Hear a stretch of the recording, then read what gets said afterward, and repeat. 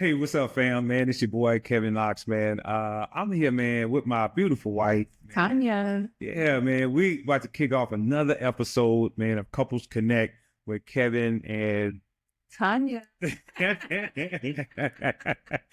so we excited about it, man. We got an amazing show for you guys today. We have a dynamic duo, a power couple who's doing big things, and we want to hear their story, man. We're going to be hearing their story for the first time along with you guys. So lock in, tune in, get some popcorn, man. It's about to go down. You're gonna learn some stuff, and we can't wait for you to hear it. So today, man, we are honored. We are honored. Yes, privileged. Yeah, man, we are to have this amazing couple with us today. We got none other than James and Demi Austin Thomas on Couples Connect, rocking with us, man. What's up? What's up? We're excited to be here. Absolutely, man. So check it out, man. Thank you all for making this possible today. Come in and share your story with us. We've been checking you guys out, seeing your story a little bit on Instagram, but now we get a chance to see the full story and get a little bit deeper into who you guys really are and all the amazing stuff you got going on. James, Well, like you want to say something? Yes, I'm just chomping at the bit here. You coming? Now, full transparency, I have not checked you guys out. I have not Yeah, it's personally, but I am actually pretty intrigued, and it's blessing my spirit to see another couple been married as long as Demi and I. yeah. And y'all look so good. Yeah. And I just I almost look like looking in a mirror, kind of a little bit, except for the beard. I really don't. I want to do the beard, but I'm just like, Come on, man. Come on, Jordan. I'm struggling. I get the best I'll do a light coating, Okay. peppering of sorts. I don't like that. Yeah. But I'm just amazed on how good you guys look, and just I don't know. It's inspiring though to see another couple. Y'all made it too. You really? We feel the same way about you guys. Yeah, beautiful couple sitting over there. Yeah. Thank you. You know, I like to be in your presence. Hopefully. No, I don't know about that. Well, We're always excited just to be amongst anyone that is celebrating love and marriage. yes, Marriage is hard. yes. That is the reality. And a lot Yes. of people, a lot of couples, when we got married back in the day of the 99s, The 99s. 99, Yes. a lot of people did not make it. So, Yes. you know, it's always a blessing to just be able to see that you all made it and you're still going. And just like my husband said, y'all look good. Marriage is sexy, and marriage it's a beautiful thing. It really is. For sure. That she said marriage is sexy. Yes, and that's something that I typically like to coin because I like people to know that marriage is what you make it.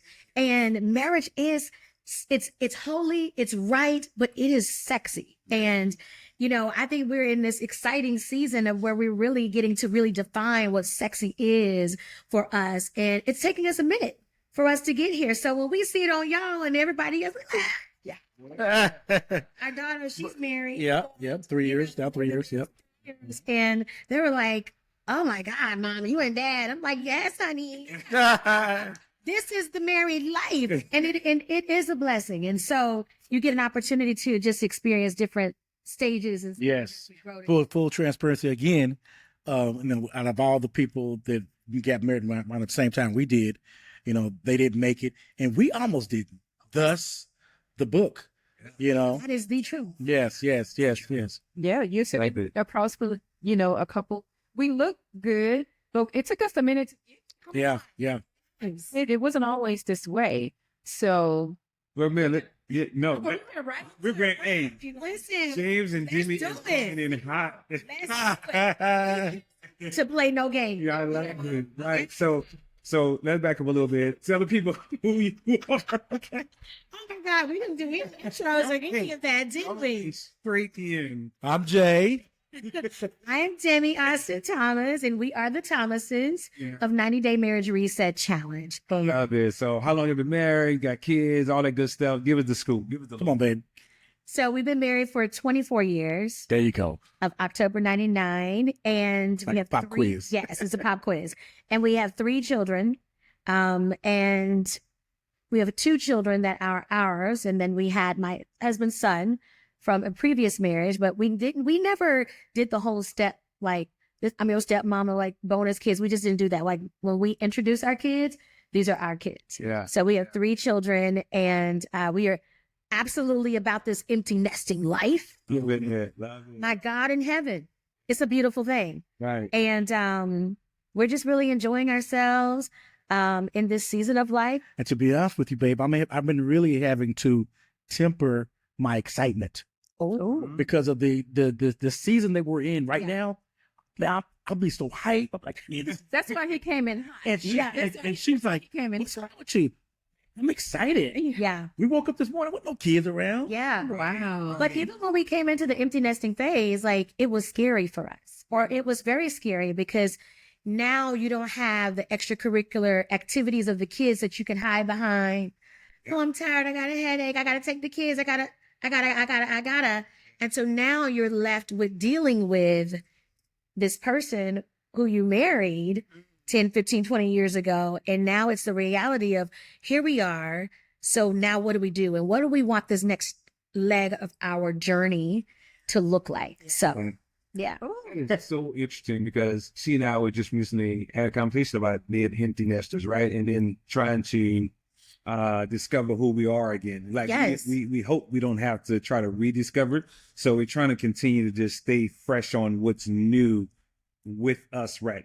At the moment. Yeah. So once they're gone, we're already still connected on what's new, what's Yeah, yeah, fresh. And, somebody else is like, who are you? Right? You know who am I, right? Because Yeah. who I am, because we stay connected in our conversations on Yes. a daily basis, the way we interact, Yeah. dating, keeping things hot, sexy and Yeah. spicy. So we're trying our best to, not be so lost once that noise of the children and the Yeah. business is gone. We can still be connected. Hopefully we're doing a good job. Yeah. I don't think we're going to have a problem with that because we do a lot together. Yeah.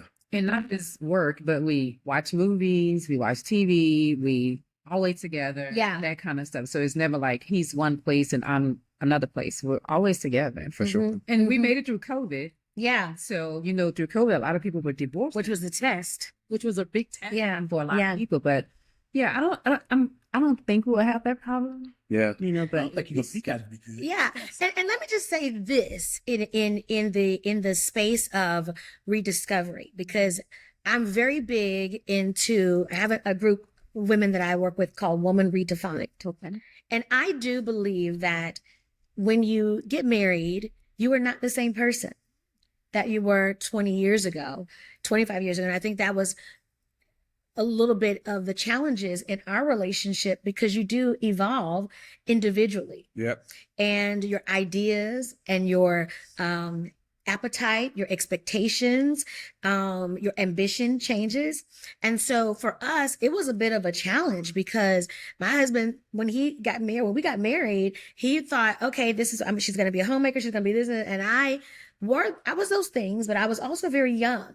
And I came into trying to figure out purpose. What is that? And so I started going after that. And so I think that couples have to also give themselves that space, that grace and empathy in their relationship to be okay with discovery, because discovery is interesting. It's curious. It's sexy. It's needed, because I think that's what makes your relationship even much more meaningful and even more spicy. And as a couple, you know what I mean? You're getting to find out different versions of this person as you all evolve.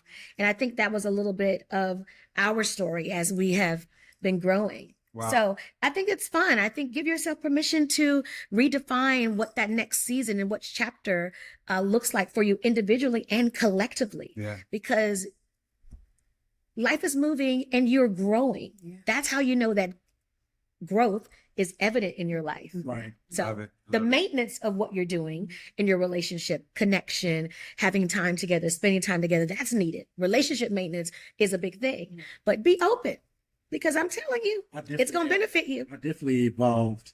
I was watching you evolve. Yes. And I was just sitting back watching you, but then I realized I'm not watching her. I need to kind of get my own thing going. And so when I started to evolve, it's been an evolution for sure. Yeah. It has. I have definitely changed leaps and bounds Yeah. from what I was even in 15 years ago. Yes. It's just been a gradual change. For sure. I've gotten more sassy. Definitely got more bougie. Yeah. Well, your appetite of the things that you like, the things that you desire, It's now like, and the vision for your life. I think that's important that we have that. we started traveling every 90 days. I was just like, okay, let's just go somewhere. But now I'm like, it has to be an all-inclusive, first and foremost. Absolutely. Yes. I need to show that. James, I'm with you. Oh, Google, and I'm like, okay, like, come on, bro. Like, he's like, oh, we got to do this, and so, I like pull out my wallet. yeah, On vacation. yeah. I'm with you, James. All inclusive. Yeah, so different needs. The food selection, we checking out how many restaurants they have. What are the? And I used to didn't do this. Yes. I check out the The reviews. And I don't know about this one. Yeah. I'm just making decisions based on the review. Not counting that. Yes, Yeah. he did. Wow. But I've changed so much. But I think I credit it to I just credit it all to God. Just allow me that space to move. And I credit my obviously my wife, allow me that space to just become this man I am now. And it's been a good journey. It's Yeah. been good. That's good. And I'm just ready to continue this. And we have a lot of things popping this summer, and I'm just excited. Let's do it. Yeah. I love it. It's so weird. She is the behind the camera person. She's the in front of the camera person. Really, I'm not really, but she's kind of nervous, and I'm like, let's do it. I'm always nervous. Always.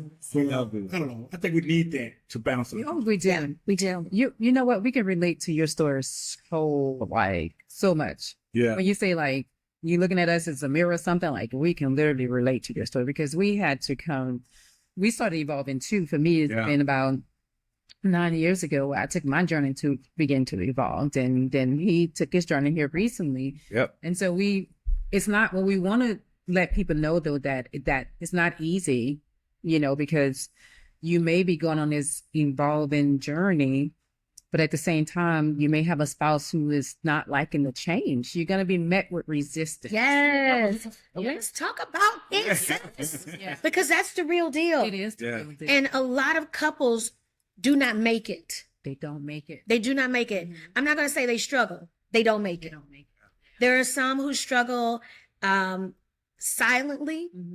And so they feel like, okay, well, because they're not accepting it, then now let me just fall back and not do anything. And then they're miserable. Very miserable. And they're suffering silently, and or they're distracted by other things and other people, because that happens. Yep. Satan's always looking for an opportunity. And so he knows our weaknesses. He knows the things that we desire. And so that was very much our story of when I started going after my purpose. My husband was like, okay, this is not who I married. And so what do we do? And I was like, I don't know what you gonna do. I mean, and I can't say that was, I'm not going to brag on that because that was not a good thing. I think that I was very selfish because I was looking at, this is my God purpose. So you need to figure out what God is calling you to do and get with it. And God convicted me of that. And he only allowed me to get so far. Until the Lord was speaking to me. I used to do a girls' night out event called Pillow Talk Events. And I was doing this event. First of all, it was a God-inspired idea. And it was coming from a place of what I felt like I needed as a wife and as a mother, because I didn't have any other outlets and didn't really have any models. So I started doing this girls' night out. I was doing it every 90 days, like a crazy woman. And the Lord started just opening up doors and opportunities. And here I am. I did this for almost 3 years, and I was doing it January, April, July, and October. That is insane. And was pouring into 400 to 500 women every 90 days. And so here I am in this momentum of the height of a thing, and then doing it for several years. And then we're going through, our marriage is like breaking down. And like my kids are like free labor at this point. Cause I'm like, we need y'all to stuff those bags. Like as a mother, I'm like failing. Cause I'm focused on purpose. And, and so God was like, this season, you're going to take a pause And I was so angry with God, and we had this, the momentum going. And what do you mean? Because God was telling me, your house is out of alignment. It is out of order, and you're not going to miss anything. But God was calling me to obedience and to submission. This is good. And because I come from, I know you try to say, because I come from strong women. Yeah. My pathology of how I was raised was the women in my family, we get it done. We don't ask questions. We told you this is what we needed. You didn't make it happen. We're on it, right? And we are making it happen. And so in my mind, I'm like, no, I'm going to do what I want to do. But God was like really pressing me on. It wasn't just God. Yeah. Pressing me. I was telling you too. He was. Hey, slow down. Yeah. We need to just regroup for a minute. Mm-hmm. I didn't say stop. Yeah. And I think that, I don't know, that may have been. You I was saying just, let's cut it back. Yes, cut it back. But God was telling me. So he was speaking, but God was speaking louder. Mm-hmm. And God was saying, put this on pause. Get your house in order. Get it in alignment. And because you're not going to miss a beat. And I'm like, So finally I did. I took a year off. The Lord told me to take a year off. And we started working on us and started trying to get back on track. And during that time frame, I saw us, it was like a broke down car. Yeah. I mean, almost needed a whole engine. Mhm. A good tune-up Yeah. was going to hook it up. So what was that issue though? What was that thing that had y'all at odds in, or that was had the car kind of breaking down? Well, What was it that? was her. It was several things, actually. It was her purpose, which is not really not her purpose. It was just the time that she spent. It was Priorities. Yeah, she was prioritizing whatever she was doing ahead of me, ahead Gotcha. of the kids, and that was not working for me. Gotcha. And I've been thinking and praying, like, what can I do to get her attention, to get her to just refocus on me? Right. Mhm. And I came up with the idea. I came up with it. I think God inspired me. I don't know this idea. I started working a little part-time job at this little hotel by the airport. It was Hilton. It was a Hilton situation, and so with that came a nice discount. Yeah. So I used that to be able to take us so we could travel a bit, and it worked like a charm. So let me jump in here really quick because I read that in your Yes, book. yes, You talked about the trip that you took her on. yes, yes. And I read What book are you talking about, baby? So I'm gonna tell you right now. So, People, tell the people. Yes, let me tell the people. It's the 90-day marriage reset challenge, the essential rules to reconnect, retune, and reignite your marriage. So I read this. This was so good. This book, you guys. Thank you. And I promise you, if you get it, it's easy read. I really love how you guys were so vulnerable in your book, and you gave your side of it. You gave your side of it. And you were very vulnerable in telling the people what happened. And I know you couldn't get everything in that book, Yes. but you gave We got a good in the portion book. of it. You got a good portion in there, and I really appreciate that. But so I'm gonna let you finish telling your story about the trip, but you did something really good for her that worked, that seemed to work. Yes. I was actually shocked, but I had a contingency plan. We took another couple with us. I didn't know how it was going to go. The backup to the backup, like a boo. buffer. Uh-huh. But we took the trip, and it wasn't even a long trip. Like maybe 4 nights, something like Was this to Belize? to Belize. Mhm. Yes, and I prefaced that what I said earlier about the hotel situation. Yeah. I don't want people thinking like I got a lot of money, I can afford to go to the other trip. It was a means to my end. So yeah, it's to my means. Yeah. It wasn't just me just doing stuff because I had it. Right. So anyway, so we were in Belize, and the other couple was doing well. The other couple was older than us. We had been gleaning from them for years. Mm-hmm. But when we got there, we really started to unpack our stuff. And what we now call our clearing space is that's what we set up originally. So we got in our room in the first night. And it wasn't planned. It was not planned. It wasn't planned because We didn't have a name for it. we didn't have anything. We weren't working on a book. So I want to make sure that we really set the Background, yeah. backdrop to this. Like we took our friends. We were not in a really good place. We were just trying to figure out. We were just kind of going along to get along, to be honest with you. We hadn't talked about our needs. We had resentment, unforgiveness. Like there was just a lot in our hearts, in the heart spaces of my heart and Jay. So it's a trip. And most times what you see are couples who go on a trip. It's a nice time and you take pictures, but you don't really see the behind the scenes of what's really happening in regards to their relationship. Right. And sometimes we feel like, oh, well, I'll just take them on a trip and that'll make things better. Well, you just went on a trip, but when you got back home, your reality is I still don't like you. Right. And that was our reality, is that we were just existing and we prioritized our children because we came into our marriage with children.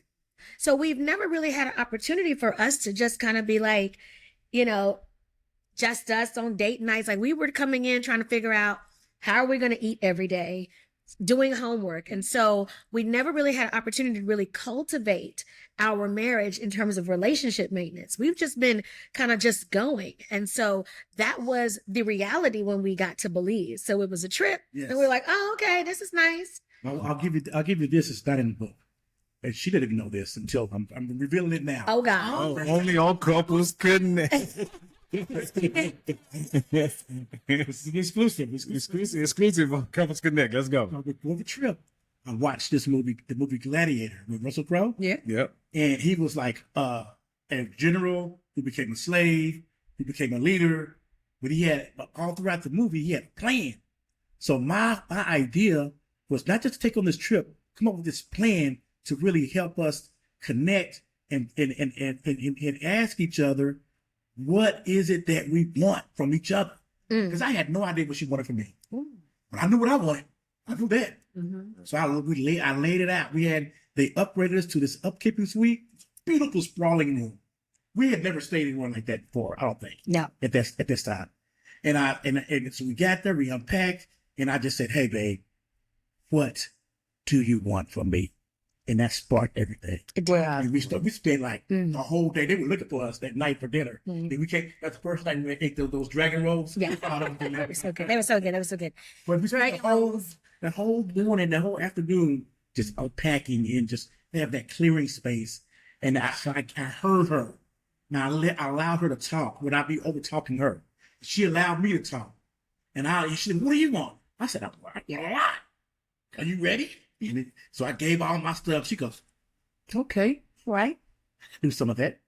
And so let me just say this. I love touching your arms. Okay. So let me focus. So what I will tell you is that when he asked me what I wanted, I honestly didn't really know how to articulate it in terms of vulnerability, because I've always been the caregiver. I've always been the person who there's an expectation that she's strong. She's the advice giver. She's the one. I fix it for everyone else. And many times people don't even know that my world is in shambles in many pieces. I was also not equipped how to be able to articulate the words to my wounds. No. And many times, and I think as Black women, we don't have the tools, because many times we are not coming from families who created that safe space for us. We come from, I have been in this chapter and season of my life of having to reparent myself, to give myself the things that I needed so that I could feel emotionally safe with my husband. Because the reality is I made my husband the enemy. Right. Wow. You made him. I made him the enemy because, Because what you told me was raw. yeah, I wasn't really ready for it. yeah, I made up my mind. I was going to listen, and that's it. yeah. And then I'll let you say what you wanted to say, Okay. and then I would not rebuttal you, but I would give what I wanted. But it was so I was not ready. And she told me, we have been dealing with an issue with my ex, coming to our marriage, by way of my oldest child, just doing all kind of manner of evil things. And she blamed me. It's your fault. And I was like, I didn't know what else I could do, but it didn't matter whatever I could do. What mattered is her feelings needed to be validated. Oh, man. And she had never been heard before. She had been keeping it inside. She hadn't told me. But then when she told me, I was like, oh, that's what's wrong. Yeah. And that's what we do. We internalize. And because we don't know how to articulate it, we become resentful. We become bitter. And it's unresolved conflict and unresolved unforgiveness.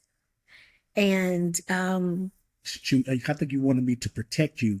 yeah. And I didn't know how at that time. Yeah. And then I think my way of trying to navigate through that was to at least, the very least, show you and tell you that I am here now. Yeah. That something like that will never happen again. Mm. Now I will have you back no matter what. Mhm. And then you heard that along with other things I said, but that was the main key, I think. That clearing space, that's why that was in the book. Yes. That was key. And it changed everything because it's emotional security that Yes. How many years were you guys in the marriage when y'all went to Belize and dealt with that? It was what, 2013? 13? 18. So, Yeah. Recently. Yeah. So No, it's like 17. 17. Yeah. 17. Wow. 17. So we was in deep. Yeah. Anybody going on? Yeah. Yeah. Yeah. It's how we can afford. Yeah. That was going to be For sure. Yeah. Well, I say that about a woman award. Who knows? I don't know. Yeah. Yeah. Yeah. But Yeah. that changed. That definitely changed. And I don't necessarily know, and I can't say that nobody was going anywhere because I think we were such in that place of frustration with each other Either way. that we were literally we were at the crossroads. And No at one one, said it, but yeah. it was in the room. Yeah. it was in the room. It's the elephant. It was elephant in the room. And I'll be honest, I had explored the idea of getting a divorce. What is that going to look like? You know, in terms of looking in the phone book and you're trying to figure out, like, what is that going to look like? But I think that for me, that's what I needed. And many times we think that validating the feelings of our spouse is not necessarily needed. It is. And as women, as wives, we want to feel emotionally safe. We need to know, we want to be protected. And I think for me, I've always been the one showing up for everyone else. And here it is, and I'm in my relationship and in my marriage with my husband, and you can't show up and protect me. And because I was the target, you know what I mean? Mm-hmm. Again, the enemy looks for opportunities, cracks and crevices to bring division to the covenant that God has put together. And he will use anything, and he'll also use anyone. Yeah. So it was vital that we crack the code and really allow pride not to swell, because how many times we want to be right? Right. How many times we don't want to take ownership and responsibility and be held accountable? So it really, for us, First time. yeah, we had to take ownership of our stuff. I had to take ownership of my stuff because for me, because I was resentful, I was, You wouldn't bring your whole self. I wasn't bringing my whole self, and I was bringing, thank you. I wasn't, then there was always this resistance because I just didn't feel safe with you. So therefore I'm not all in with you.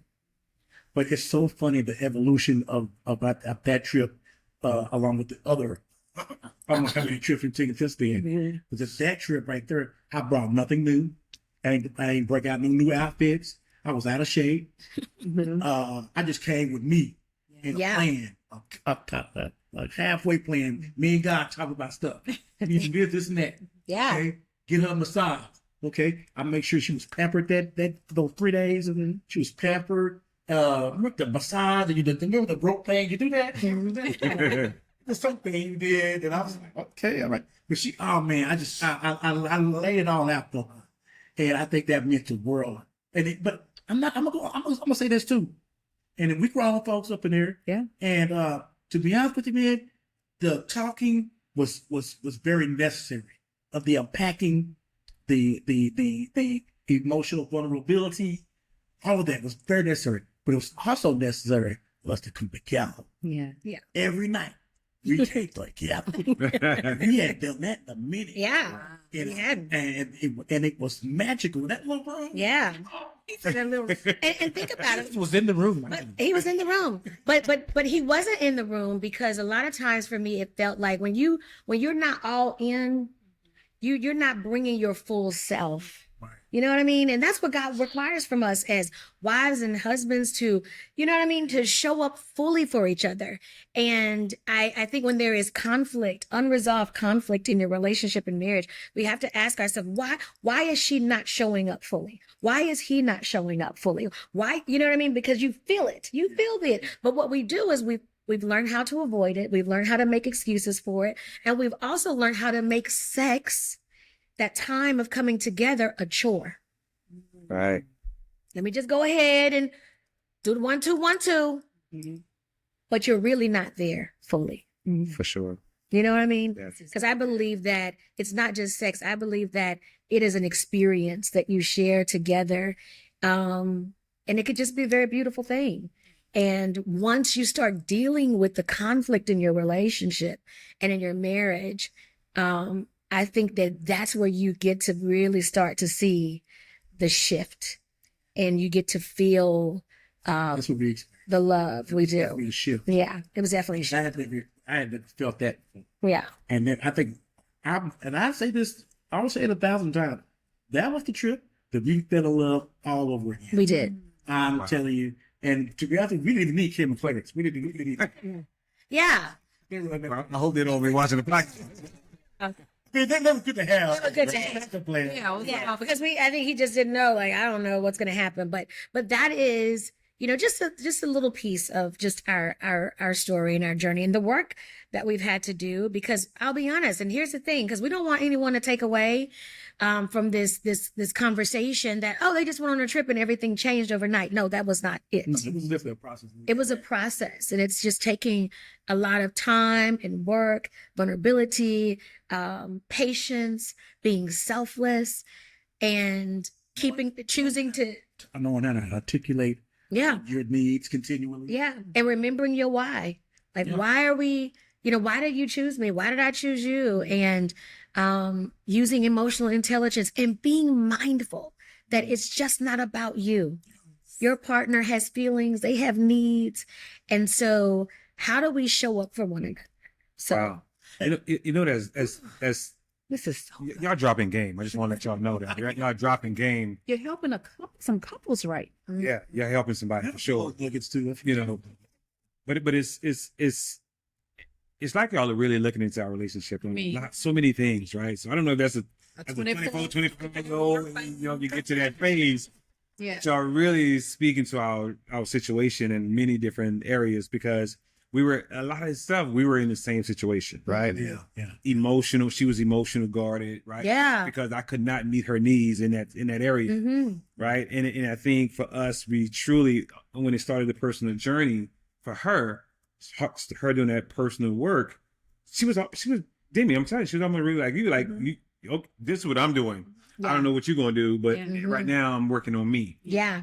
And again, like you, James, I was kind of at some point, I was like, well, man, I'm seeing the growth. I'm seeing her committed to this thing. Yeah. And at some point I had to get to a place where like, it affected me in a way, it kind of motivated me. And plus I had some other things going on. So that combined, it made me go on my own self-discovery, my own personal development journey. Yes. But I tell you, that journey is what took us to a place of selfishness, and really kind of opened up the door, wouldn't you agree, to where we were more selflessness, where we were more connected into each other's needs and wants, and, you know, just being vulnerable enough, especially as a man. Yeah. You know, you say vulnerability, that just what you mean vulnerable, you know?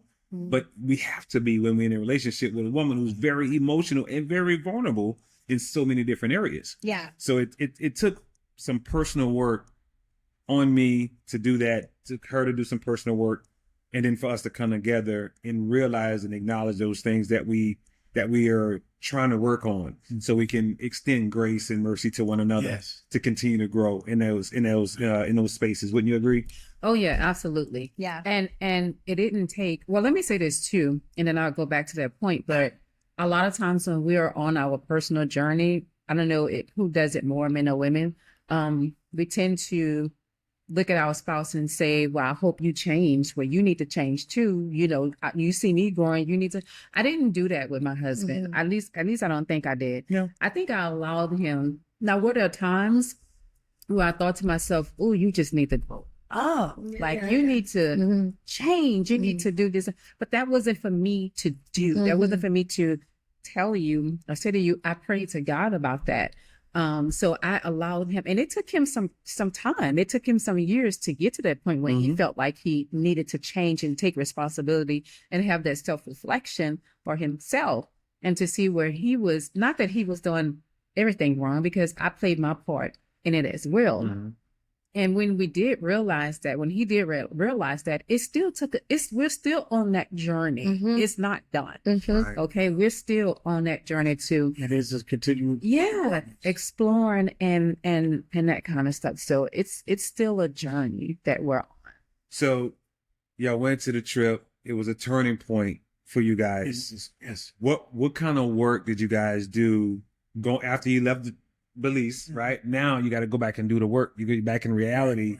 What kind of work that you intentionally did? First of all, that was an intentional move by you, James, to plan the trip. Player move. It was a player move, baby. It was because it literally seemed like it changed the course of your marriage. It changed the trajectory of our marriage. It changed everything. It was a game changer, right? So, but you was intentional about it. Yes. And if there's no intentionality, you know, coming from both parts, there can't be any growth. There can't be anything that's going to move forward. So that move that you made, it changed the game for you guys, but still work had to be done. What kind of work did you guys do once you got home? Book. He have it in a book too.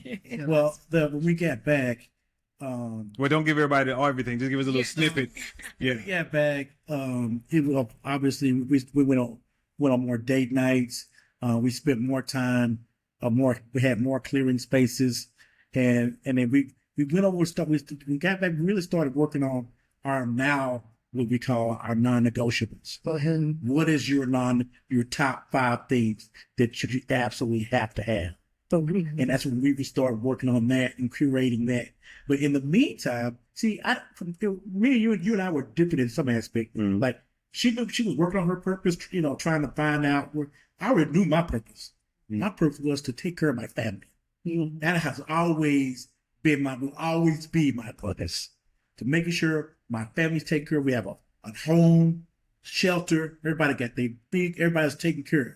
Now, God bless. Thank God my daughter's married, so she's good now. But we still have one more left, and that's always been my purpose. So I already knew what my purpose was, but I had to operate within the confines of that. Plus, try to grow. I immediately started working on the next trip. But what I did differently for the next trip is I started planning better. I started getting in shape. I started working on my little outfit game, because I wanted to present a whole nother self, another persona, Another version, a version of myself on the next trip. So when she saw me, when I bust out my little hat, my little short set, she gonna be like, okay. Short. Yeah. Because, you know, to be honest with you, when we first got married, she really wanted a 6'2" brother. 6'2", 6'3", 250, somewhere around. I'm player type. I was used to dating. And I was a slim dude. I've always been semi-muscular. But what she got was me. And she was smitten and taken by me. Yes. My personality. Yes. Not how I look physically necessarily, but just how much I shown interest. And she had never had that before. And that is good. And that is such a, thank you for saying that, because you say that joking, but I want to say this to that person who is single, even married. God will send you many times. We have this idea, and we have our list of the things that we want.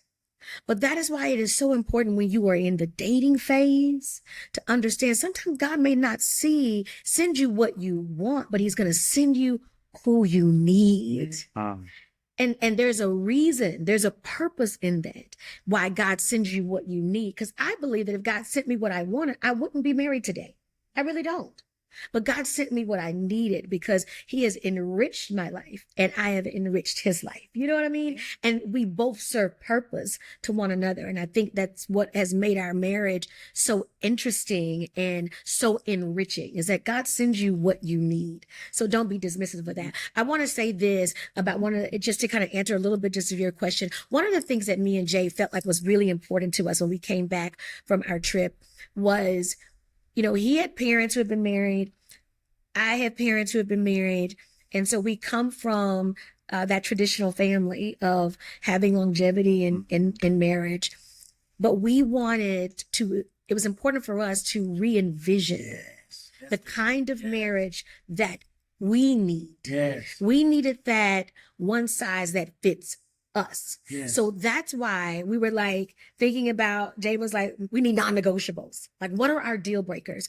And so that's why it's so important. We really coach couples the importance of understanding that you can have one of the things that you want, that you need in your marriage, that you didn't find with your mom and their parents, or some people come from broken families. Like, what does your love map and your love theory look like with your spouse? You can have that. And so it's important to start putting that into practice. Non-negotiables. What are your deal breakers?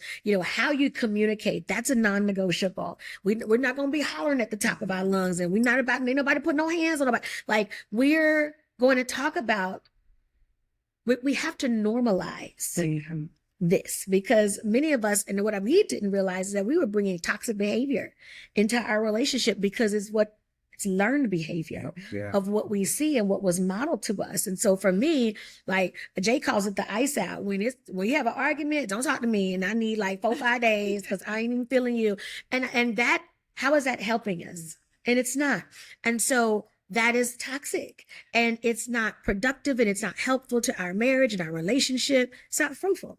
So in our non-negotiables, we had to figure out, how do we recover quickly?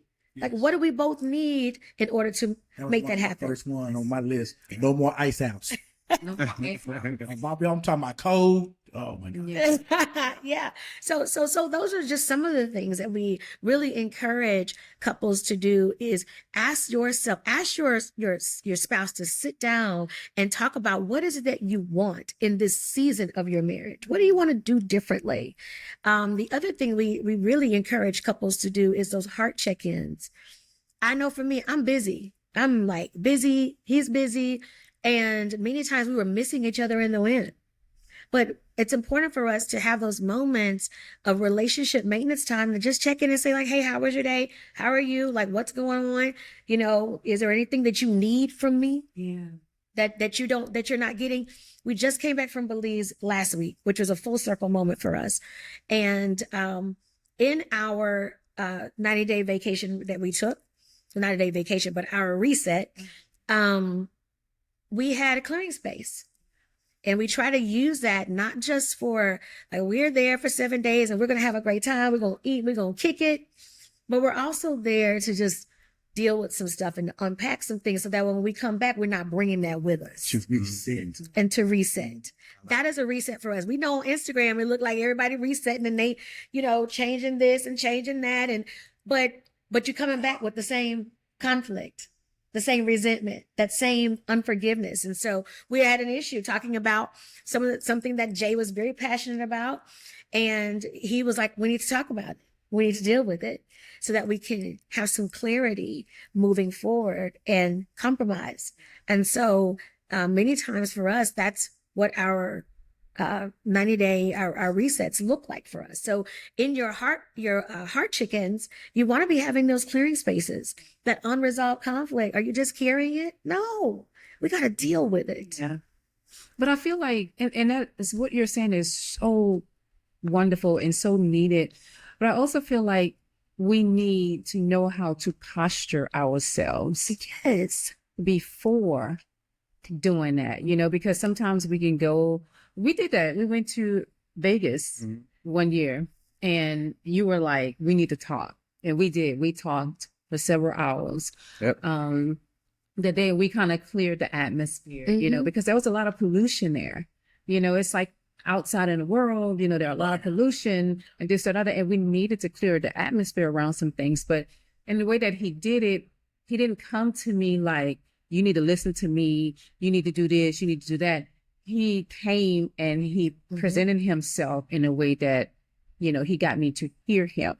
And so a lot of times we have to realize or know how to posture ourselves before our spouse. The delivery. It's the delivery. It's and the the intent. Yeah. Behind it. Yeah. And I think not just the intention, but what is the goal? Yeah. What is the outcome? Yeah. And I think many times for those heart check-ins for us, it's been, we know that there's an intention.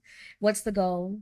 And how do we want to leave this? Because we don't want to leave and it blows up, right? Well, see, there's an intention. There's also intent behind what you're doing. Because if your intent behind is to be selfish because you're trying to get what you want, Manipulation. Yeah. and not really for this, your spouse, then you're going to go back home the same way. Yeah. You know what I mean? So it's your intent behind the intention or the intentionality of what you're trying to accomplish. Yeah. And I think with that, I think you just really have to ask yourself, how is this going to be beneficial, not to me, but for the team? Yeah. Because me and Jay, we look at ourselves like we are a team. And so many times for me, I have to really think about, is this a conversation that I feel like is going to be more beneficial to me? Or whatever the issue is. And so it's using discernment. And sometimes you got to use common sense and emotional intelligence and really search your heart on what your motive is.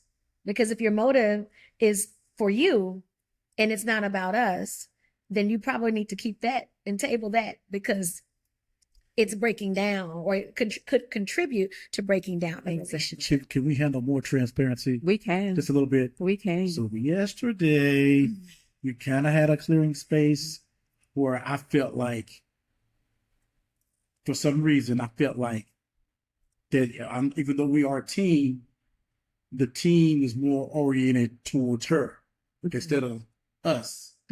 And I had a valid point. I shared my vantage point. She heard me, and she goes, "Oh, I don't know why she wasn't getting it before, but she got it yesterday." I said, "We're gonna work on that." Oh, yeah. That's good. And that's You can take growth. ownership. That's growth. It's growth. It's ownership. It's taking responsibility, and then also revisiting like our why. Back to the basics. It's back to the basics. Sometimes we can make it overcomplicated than what it really needs This to be. morning I did explore in my own mind. Why did it even get to that point? Why is it it's like sometimes things are more focused on you, what you say, let's do this, let's do that. And I think it's because of who you are innately as a person. You're a powerful, strong, business-minded woman. That's just who you are innately. Yeah. And sometimes it kind of, it casts not a shadow, but it overcasts a little bit everybody around you. Yes. And you don't know how to control it sometimes. That's why I'm here to balance things out. And that's what he does. He helps me balance it out. Yeah. But so that's why that happened. And I have to be mindful of that moving forward and speak up sooner. Yeah. Because sometimes I let things go and we have a situation. Yeah. And I think that's why it's important to be able to have those conversations and those clearing spaces. So that way we can, because sometimes people don't understand why they do what they do. You're wired the way you are. And the way you're wired is, I've always been like this, right? Yeah. But sometimes we're not always mindful of how we are wired, how it impacts other people. Yeah. And so I think it takes a lot of spiritual maturity and emotional maturity to be able to say, you know what, I got it wrong. And being self-introspective. You know what I mean? So sometimes we have to be mindful of that. And so many times, like yesterday, I was like, here's the vision. And we can fall short of it. Yesterday, you weren't the only one that did something wrong. I had overstepped in a certain area, and then you brought clarity to me. And I didn't like the way you came to me about it, but then we talked about that and get that cleared up. Yeah. But then I also, at the same time, I said, you know what, you're right. Well, this is how we're going to do it. To your point, we're going to do it this way next time. I'm going to make sure you're in the loop on everything. Yes. So that now we could. So I'm sorry. Go ahead. I was just going to say this real quick. So the point is that they're always going to be clearing. Always. Always. Always. It's not just one time. If you think every 90 days and you're just gonna be like, no. Yeah. The clearing space is because every day you're lifing with this person. Play it again. You know what I'm saying? Like you are doing life with your person every single day. And you're gonna have missteps. You're gonna have moments where you have breakdown, but it's how you recover. And you have to both be willing to set pride aside and really be able to hear one another, be present with one another, take ownership, acknowledge it, move on, and keep it moving. Clear it and keep it moving. Because we're doing life together. Yeah. And I think that sometimes we have this vision in our minds that, I'm going to have a perfect marriage. Well, we're believers. And we feel like if it was God's intention for us to have a perfect marriage, we certainly would not need him. Exactly. Why would I need God when we've perfected it? Yeah. So we need him every day. Yeah. Probably gonna always be conflict. Yeah. Yeah. So tell me this. So I know that it seems like a lot of people that's married, right? They go through a lot of different things, and sometimes it's not until later in the marriage when they get to that certain maturity piece, right? Spiritually maturity, and just at a place where they can, like, when they can identify the issues that they've been having. Yes. Right. Do you feel that it seems like even with us, a lot of our beginning issues and problems were stemmed from our childhood? Yes. Yeah. It was stemmed from the childhood, and we were fighting one another. But then we had to realize, like, I'm not fighting you. I'm fighting your childhood. Yes. Right. And the traumas that she went through and the way that I was raised and she was raised, and we battled going back and forth thinking like it's you, but it's really just something that was embedded in you when you was a kid that I'm dealing with. Right. And that's what we had to, when we identified that, it was a game changer for us. I know Yes. for sure, because then we start to kind of really unpack some of those childhood traumas of things she dealt with. And that's why the way that you are, and the things that, being a single guy, but only kid, a little bit selfishness. And so some of the things that we dealt with in our marriage was stuff that we really was birthing, from a kid when we were by ourselves with our family. So, do you feel like that's a lot? Cause you guys say that you counsel other couples. Mm-hmm. Do you feel like that's some of the issues that some of those couples are going through, or what are some of the main issues that some of those couples that you guys counsel? What are some of the main things you see that with those couples? Yeah, I think that, me and Jay are very transparent and we're very vulnerable. And a lot of the couples that we've had an opportunity to work with, I think that people just don't know how to deal with their stuff. And when you show up in a relationship or a marriage with someone, you don't realize that subconsciously that you have these childhood behaviors or toxic traits.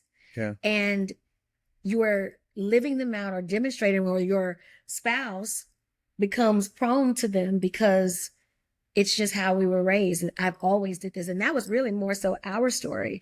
And so I think that it's important for us to be honest with ourselves. I grew up, people telling me all the time, you have such a bad attitude. I'm like, how do I have a bad attitude?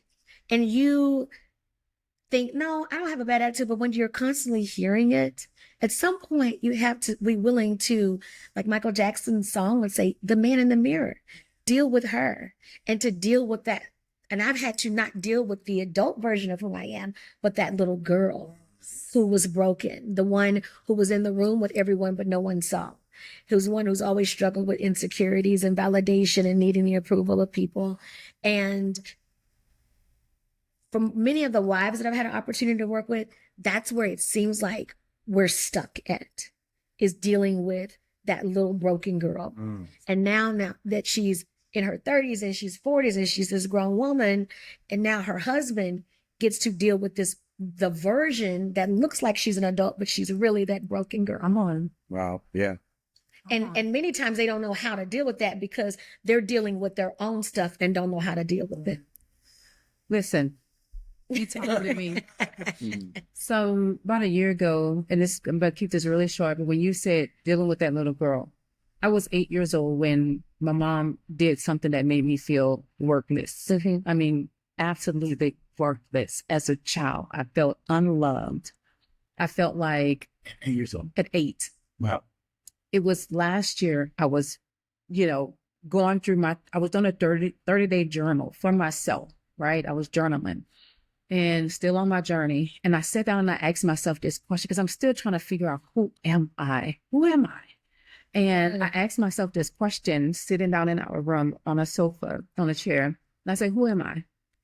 And what came to my head and my heart is that you're still that 8-year-old little girl who is looking for validation to feel like you're worthy of something. Yes. Questioning if my husband loves me, the people around me loved me, because I was abandoned. I felt abandoned. Yes. By my own mother. Yes. And so I am still dealing with that. It took me almost a month I cried almost every night because I had to face that truth about myself. Yes. And I went on a walk one day and I was on listening to something. I was talking to God and God said, you have to renew your heart. And I broke down. Yes. And ever since that day, I heard God say, tell me to renew my heart, even around my mom, myself, and who I am, and my husband, and the people around me. That has done so much good for me because I'm now able to see that I am worthy of it all. Yes. All the goodness. That's I'm so worthy of good. my That's so husband's good. love. That's good. I'm worthy of my kids' love. I'm worthy of my friend. I'm worthy. And sometimes we as women, like you said, we are operating, we look like a grown woman, but we're operating as that little girl. Yeah. And that was one of so I love that. First of all, I just have to because I can so relate to you. And when you talk about being that little girl, again, I've always been the fixer for everyone. Yeah. And so I have had to reparent myself through my daddy, Jesus, in giving myself permission in this chapter of my life to say that I am enough. I've struggled with validation, accept all of the things.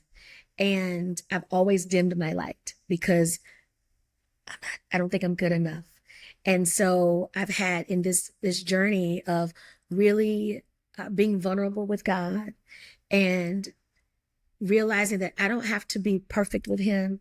I don't have to fix him, and just surrendering and letting him deal with my heart spaces, the cracks and the crevices in my life of total surrender.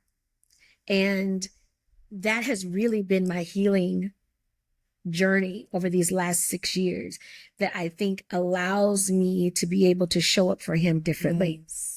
Because my husband is getting my children they're all getting a different version of myself. I've had to learn the importance of boundaries personally and professionally. You know what I mean? Trauma we many times for us, we have different ideas, thoughts, beliefs of what trauma is. Trauma can be emotional abandonment. It can be different events and experiences. And I've had to, for myself, be very honest that I don't have to be I don't have to be a people pleaser, because I realized where did that come from? It's because you're fighting for the attention of your mother, your father, to see you, to acknowledge you. I grew up with three of my siblings, and I'm the only girl. I'm the oldest girl. And I've never heard my parents really say to me, "You're beautiful. I love you." I just subconsciously have thought, they just know that. I know that my parents love me. My middle brother, same thing. He needed to hear, "I love you." My baby brother, he didn't hear it, but they showed it to him in things. You know what I mean? In buying him things. And so that's their way. And so I've just had to realize that in this season of my life, the importance of that, the only way I'm able to show up as a healthy version to my husband as a wife and a friend is that it's so important for me to prioritize my self-work journey. And many times we want to pray about it. I'm a believer. I'm a minister of the gospel of Jesus Christ. But the word of the Lord says that faith without works is dead. You have to work for your marriage. You have to work for your inner healing. And you have to be willing to show up to do the work. And the work, I call it shadow work, has been the most challenging because you get to look at yourself in the mirror and deal with the real you. Yes, that's real. That is the real you. Yeah. You're boxing with that thing. For sure. And it requires not only vulnerability, but it requires courage. It requires boldness. It requires audacity to say that I'm going to rewrite a new version of my life, my story, my narrative with new rules. Because many of us don't know our identity. And many of us are suffering in an identity crisis because we're looking for it in men, we're looking for it in sex, we're looking for it professionally in corporate America. But the reality is, who are you as a daughter? His daughter. Because then when I see myself reflective of who he says that I am, now I can show up and be who he says, that I can be who he needs me to be as his wife. Come on You now. understand? So, and even for my daughter, so that's where the real work really begins. And so it requires us to be vulnerable and to be bold in this season, to say, I'm going to redefine this narrative. I'm going to rewrite the rules, and I'm going to show up as a new and healthy version of myself because I owe me. I tell people all the time, you owe you. Yes. You owe you. Because think about how it's going to benefit so many other people when you show up in doing the work. And it requires selflessness. You have to be selfish to be selfless to the one that you absolutely love. So Absolutely. Yeah, that was good. That was good. Yeah. Snap but 'em that's up. but that's the work. That is the work. That was so good, man. That is, man, that's so true. Do they know our business? I think so. I Because- think that little fly that we've been. You know, because that's Demi. That is so real. Because I think if more couples would dig deep into their own personal, because I think when they become one, Yes. they get stuck on just that actually like it's we're in this, but we're fussing and we can't. But when you kind of look at that mirror and you kind of separate it, because at the end of the day, you're still two individuals that's in this thing together as one, right? And there's still work that needs to be done individually, Yes. right, on yourself. And I think if people would really just kind of back away and just kind of give their spouse some space and really start to look in that mirror, as you mentioned, my version is kind of stop looking out the window and start looking in the mirror. Yeah. Because lots of times we do look out the window like everything, looking at everybody else and what's going on. But when you look in the mirror, that's where that work needs to be done. Forces you. So I think if more couples would do that and do that personal development work on themselves, that they can actually start to begin to see the fruits of everything that they've been wanting and trying to hoping that it would happen in their own marriage. But it starts with them, with yourself. It does. So It does. wouldn't you agree, though? Oh, I agree. So I'm just thinking about all the people that I know. Yeah. Not a lot, but some people that I know that has divorced and that kind of stuff. And they needed all of these They needed all this conversations. stuff, right? They needed this kind of tribe. Yeah. And I think my frustration and our frustration was the tribe that we had around us. There was really no true transparency and vulnerability. Right. Because I feel like we got married. I mean, everybody was getting married. It was about maybe 12, 14 of us. I mean, we were going to a wedding every weekend. Only 2 of us are still married today. Wow. Tribe is so important because, and you want tribe that are people that have relatability, some skin in the game, and they don't mind sharing their wounds with you. I often share with people that our wounds are never about us.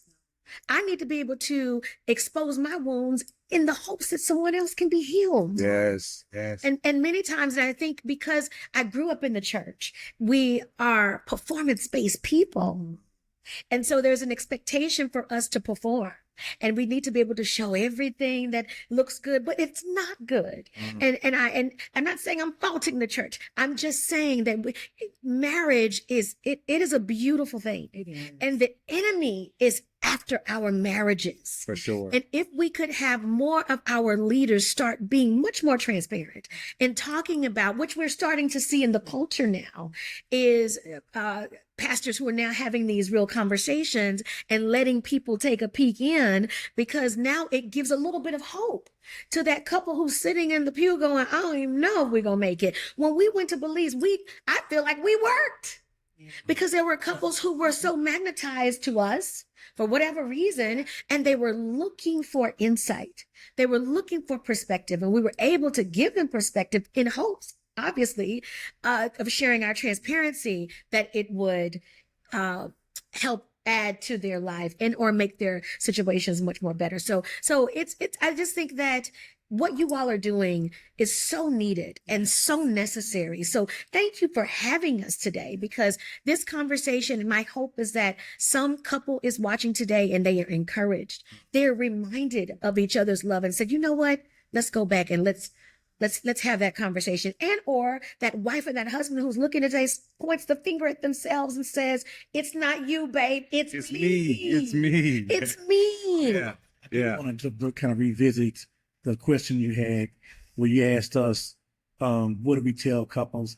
I mostly speak to the husbands, and what I tell the husbands, surprisingly, they're resistant towards taking the advice. A lot of these brothers act like they got it figured out. Oh, I already do that. I do this.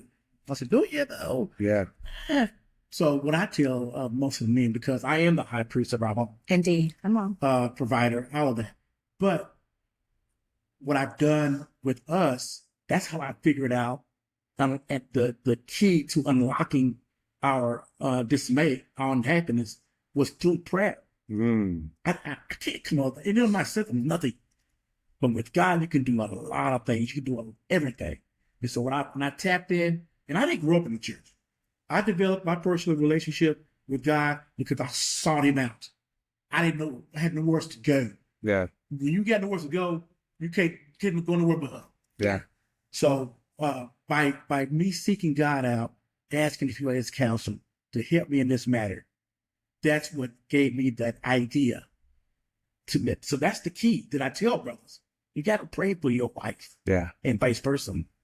And then another thing too, I didn't even know at one point, I didn't know that her mother had never told her, well, her mother or father, not necessarily indirectly, that they didn't love her or that she wasn't beautiful. I didn't really know that. I didn't have the information. All I knew, my mom told me all the time. My mom was a robust, big woman, and she loved me, and she would hug me and bring me in and tell me I was great and I was mighty. And I was on I played baseball. She would cheer me the loudest black woman with nothing but with other folks.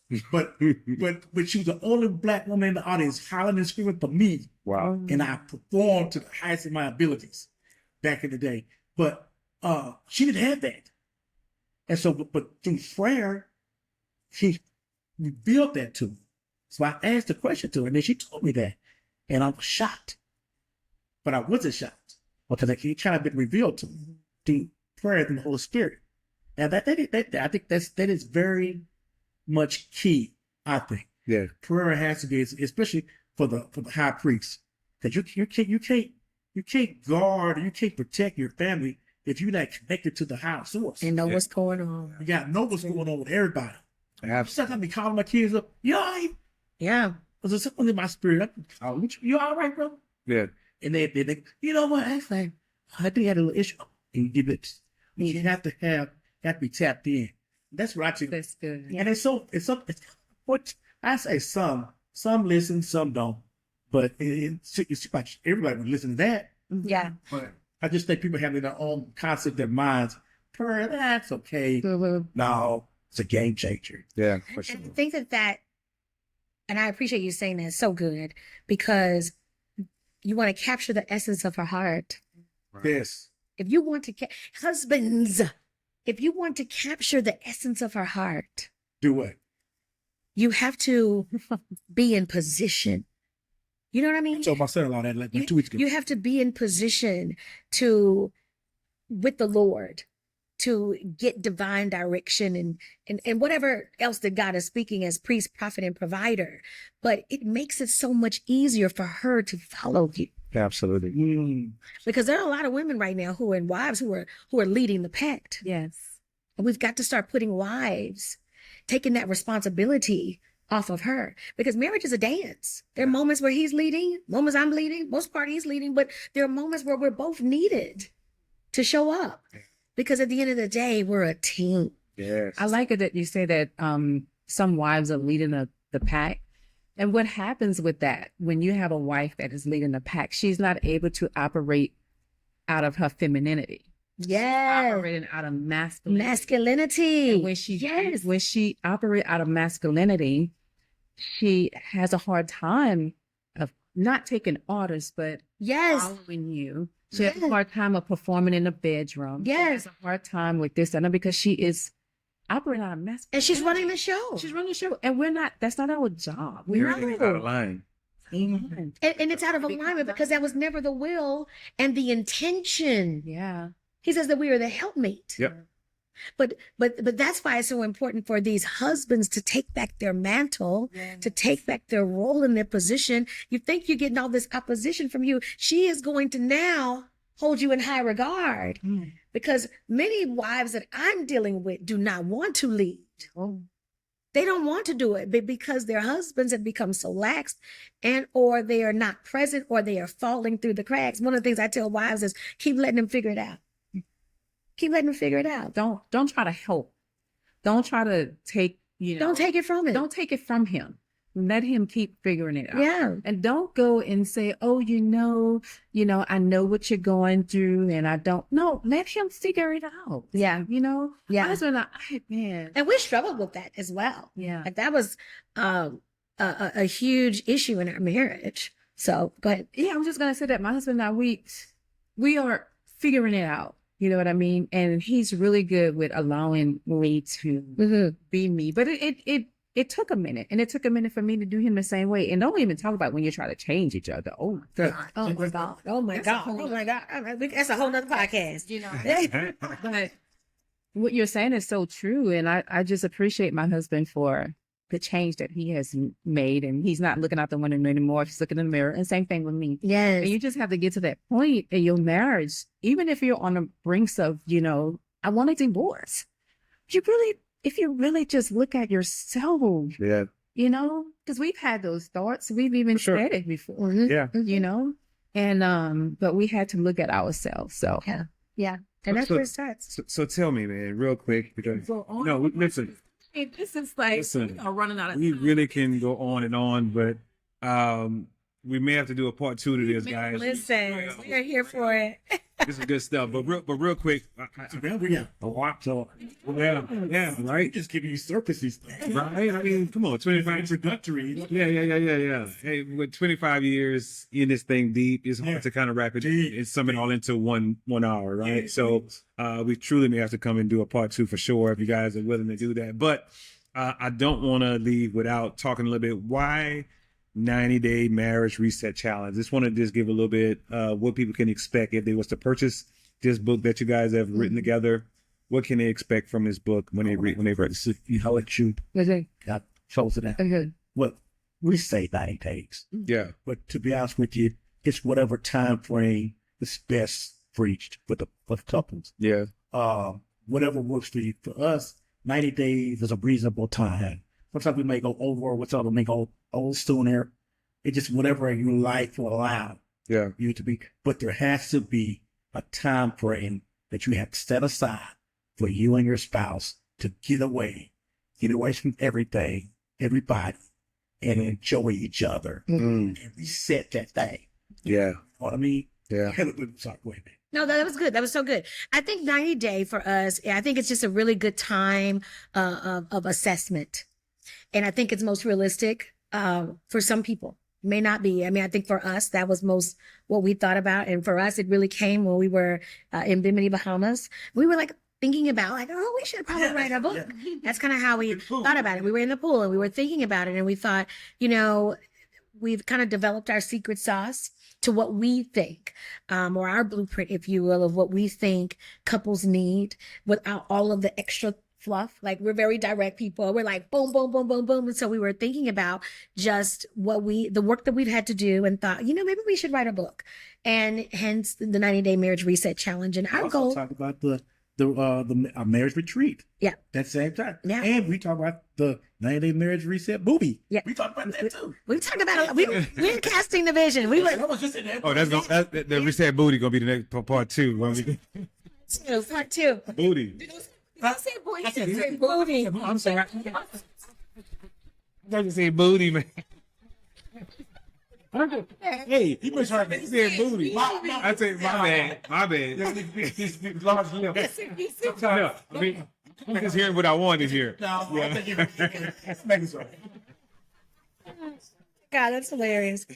But and so it's that is what led us on this journey. And so I think when most couples hear us talk about that we vacation every 90 days, and the intention of why, not just because, and let me say this, it's not about luxurious vacations. Okay. Yeah. It is about what works well for you. We started doing staycations. Yeah. Just staycations. And we would go to Grapevine. We had a favorite hotel out there. Oh, South Lake. South Lake, sorry. And in my mind, because I would be acting like, oh, it's my first time out here. I was trying to act like a little tourist, right? It's the hotel real quick. Oh, it was in one of the Hilton brands. What was it? South Lake? It's in South Lake. It's in the Times Square. Nice little posh area. Yeah, and it was just You got a little money, but yeah. Well, and that was certainly the case for us. I mean, and we were just like, we just needed a minute to just unplug from the kids, and unplug from work, and unplug from the world. And that's what we encourage couples to do. But mostly when people hear us talk about 90-day marriage reset and the intention behind it, people are curious about what is it, and which just told us like there was a need for the work that we get an opportunity to do and to share with so many young couples. Our goal is we're just here to remind couples to not give up.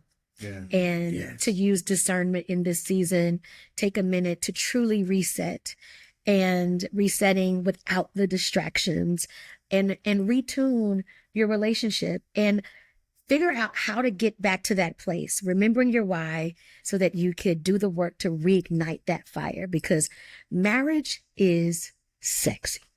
It just is. remembering your why. Yes. I used to didn't like when you said that, but now I love it, man. It points us back to that posture of why we chose I each used to other. remember why. Yeah. You with me now. I Yeah. love it now. Yeah. Because you do have to go back. To the base. Next. And I married her because she was cute and smart. Yeah. And I was like, yes, this is the one. And she was fine, and she still is. Yeah. And I was like, yes. Haven't always been. I had to do a lot of work, and a lot of We'll do that. yeah, and not just children physically, but even Just aging. hard work. Hard work. Hard work. Yeah, Yeah. yeah, because many times we put a lot of the prefaces on the physicality, The outside. but it's the It's hard work. yeah. That requires, I think, the most work. Yeah. Yeah. My goodness, man. Listen. This is man. Look, I hope y'all took notes on everything they were saying, We man. help people. I hope. Yes. I kind of rambled a bit, but No, man. sharing my heart. Whatever comes from the heart reaches the heart, man. So I truly appreciate you guys, man, coming and being a part of this and sharing your story. This is amazing, man. I know my wife has already started reading it. We're gonna actually get into it together. Guys, if you haven't heard about these guys, man, tap into my guys, man, James and Demi, man, because they got a 90-day marriage reset challenge for you guys. Make sure you copy. We're gonna have it in the show notes for you guys to copy. Get the book at Amazon.com. Yeah. Oh yeah, where else can you get it? Amazon.com, and you can also go to 90daymarriagereset.com, I love which it. is our website. And we're gonna drop all that in the show notes, man. So, man, thank you guys so much for coming through. We definitely would have to do a part 2 for you guys. Please. Anything maybe you want to ask or say before we close out, baby? Well, I would just love for you guys to look at that camera, you first, Demi, and just give something to the women. You gave a lot just now, but just something, 20 seconds that you can give to a married woman? For married wife right now, I just want to encourage you to do the work, search your heart, and really be in tune with yourself in this season of your life. Give yourself permission to envision how you want to show up in this season for yourself, a healthy version, not just for you, but also the people who are around you. And don't give up. This is an interesting and exciting season. Get excited about redefining what life is going to look like for you and your husband in this season. And James, can you do the same thing for the fellas? Yes, for men, seek God out in prayer. Ask him and he will provide. That's all you need to do, brother. Figure that thing. He will walk with you to figure that thing out. Amen. I love it. Amen, man. Way to close it out. Guys, once again, tap into the 90-day challenge, reset with these guys, man. All the information is going to be in the show notes. This is Couples Connect with Kevin and Tanya. Man, and we are out, baby. Tap in, baby. It's going down. Couples Connect. Yeah. And check us, man. Share, follow, do all that good stuff, man. We really appreciate it. So until next time, we out. Peace.